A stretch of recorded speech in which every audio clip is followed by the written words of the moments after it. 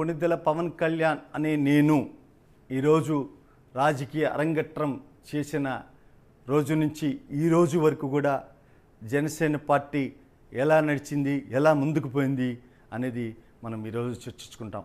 ముఖ్యంగా జనసేన పార్టీ ప్రారంభం కావడానికి ముఖ్య కారణం ఎక్కడ అన్నది మనం ఈరోజు ఆలోచిస్తే ఒకటే ఒక మార్గం, ప్రజాసేవ చేయడం, ప్రజల కోసం ఈరోజు నిలబడాలి.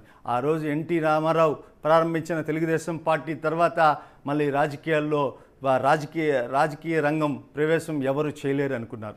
కానీ అనూహ్యంగా ప్రజారాజ్యం పార్టీ స్థాపించారు చిరంజీవి గారు. ఆ ప్రజారాజ్యం పార్టీలో ఆయన యువ నాయకుడిగా, యువ అధ్యక్షుడిగా, ప్రజారాజ్యం యువ అధ్యక్షుడిగా ఆ రోజు రాజకీయ రంగ ప్రవేశం చేసిన కొణిదెల పవన్ కళ్యాణ్.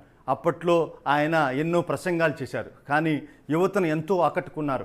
అప్పట్లోనే పవన్ కళ్యాణ్ గారు గూగుల్ సెర్చ్లో అత్యధికంగా గూగుల్ సెర్చ్ చేయబడిన భారతీయ సెలబ్రిటీగా, రాజకీయ నాయకునిగా గూగుల్ జాబితాలో ఆయన చేరాడు. ఎన్నో కామన్ మ్యాన్కి సంబంధించిన ప్రొటెక్షన్ ఫోర్స్ను, స్వచ్ఛంద ట్రస్ట్ను స్థాపించాడు పవన్ కళ్యాణ్ గారు. అప్పట్లోనే ఎన్నో సేవా కార్యక్రమాలు ప్రజలకు చేసి ఈరోజు అంచెలంచెలుగా ఎదుక్కుంటూ వచ్చారు. ఏదైతే 2014లో ప్రజారాజ్యం పార్టీని చిరంజీవి గారు కాంగ్రెస్లో విలీనం చేసిన తర్వాత కొన్ని రోజులు పవన్ కళ్యాణ్ చాలా దూరంగా ఉన్నారు. కానీ 2014లో ఆయన ఈసారి జనసేన పార్టీని స్థాపించాడు. జనసేన పార్టీని మనం ప్రారంభించాలి, జనసేన పార్టీని మనం ఏదైతే రాజకీయాల్లో మనం కూడా ఒక మార్కు సాధించాలనే ఉద్దేశంతో జనసేన కార్యకర్తలకు అందరికీ, ఏదైతే అభిమానులందరికీ కూడా, పవన్ కళ్యాణ్ అభిమానులందరూ కూడా ఒక ఉత్సాహాన్ని నింపాడు.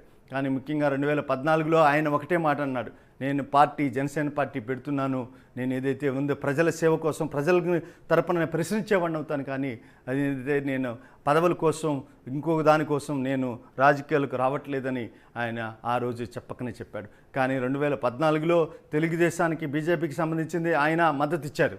కానీ మద్దతు ఇచ్చిన తర్వాత కూడా కొన్ని రోజుల పాటు రాజకీయాల్లో ఎక్కడా కూడా పోటీ చేయకుండానే ఆయన ప్రశ్నిస్తూ వచ్చారు. కానీ 2019లో మాత్రం ఈసారి ఎలాగైనా మనం పోటీ చేయాలి, పోటీ చేసి మన రాజకీయాల్లో మనం ఒక మార్క్ సాధించాలనే ఉద్దేశంతో 175కి 175 స్థానాలు ఆ రోజు పోటీ చేశారు. పవన్ కళ్యాణ్ 2 స్థానాల్లో భీమవరం నుంచి, తర్వాత గాజువాక నుంచి కూడా ఆయన పోటీ చేశారు. కానీ 2019లో అనూహ్యంగా వైసీపీ రాజకీయాల్లో 150 సీట్లు సాధించి ఆ రోజు అధికారం చేపట్టింది. తర్వాత అప్పటి నుంచి కూడా ఏదైతే పవన్ కళ్యాణ్ ఒకే ఒక సీటు సాధించాడు, కానీ ఆ ఒక్క సీటు కూడా వైసీపీ విలీనమైపోయింది.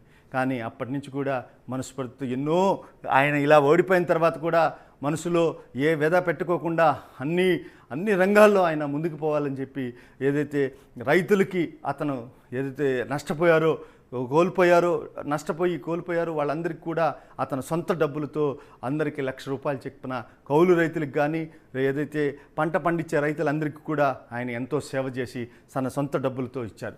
ఇప్పటంలో ఏదైతే రోడ్డు వైడింగ్లో కొంతమంది ఇల్లు పోగొట్టుకుంటే వాళ్ళందరికీ కూడా ఎంతో సహాయం చేశారు. ఆయన మాటలతో రాజకీయాన్ని, ఏదైతే వైఎస్ఆర్సీపీ పార్టీని ఎంతో ఉర్రూగులెత్తిచ్చాడు.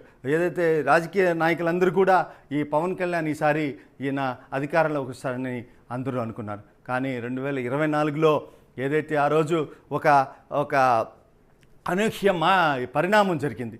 ఏదైతే చంద్రబాబు నాయుడిని అరెస్ట్ చేసిన తర్వాత ఆయన నేరుగా జైలుకి వెళ్ళడం, ఆ జైల్లో చంద్రబాబు నాయుడిని పరిశీలించిన తర్వాత ఈ వయసులో వైఎస్ఆర్సీపీ పార్టీ చంద్రబాబు నాయుడిని ఇబ్బంది పెడుతుంది, ఖచ్చితంగా మనం చంద్రబాబు నాయుడికి ఈరోజు అండగా ఉండాలనే ఉద్దేశంతో ఆ రోజు చంద్రబాబు నాయుడిని కలుపుకొని నేను జనసేన, టీడీపీ 2 కలిసి 2024లో పోటీ చేస్తుందని ఆ రోజు జైలు దగ్గర ఆయన చెప్పారు. కానీ బీజేపీ అప్పటికే బీజేపీ కూటమితో ఈయన జనసేన, బీజేపీ కంబైన్ కలిసి ఉండేది.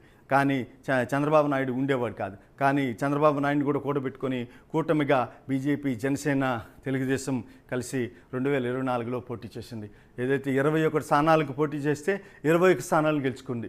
2 స్థానాలు ఎంపీగా పోటీ చేస్తే 2 స్థానాలు గెలుచుకొని అత్యధిక మెజార్టీతో ఈరోజు పిఠాపురం నుంచి అత్యధిక మెజార్టీతో ఘన విజయం సాధించాడు. ఇన్ని రోజులు జరిగిన ఆవిర్భావ సభలు వేరే, ఇప్పుడు రాజకీయాల్లో వచ్చిన తర్వాత 2.0 ఎలా ఉంటుందని ఆసక్తిగా ప్రజలందరూ ఎదురు చూస్తున్నారు. ఇప్పటిదాకా జరిగిన ఆవిర్భావ సభలు వేరే, ఇప్పుడు జరగబోయే ఆవిర్భావ సభ వేరే అని ప్రజలందరూ ఎదురు చూస్తున్నారు. పవన్ కళ్యాణ్ ఏం మాట్లాడుతున్నారని కూడా, ఏం మాట్లాడబోతారా, ఈ రాజకీయ ఇప్పుడు ఈ ఆవిర్భావ సభలో ఏం చెప్పబోతారని ప్రజలందరూ ఎదురు చూస్తున్నారు. మనం కూడా వెయిట్ చేసి చూడాల్సిన అవసరం ఉంది. పవన్ కళ్యాణ్ ఈసారి ఎలాంటి మాటలు మాట్లాడతారనేది అందరూ వేచి చూడాల్సి వస్తుంది.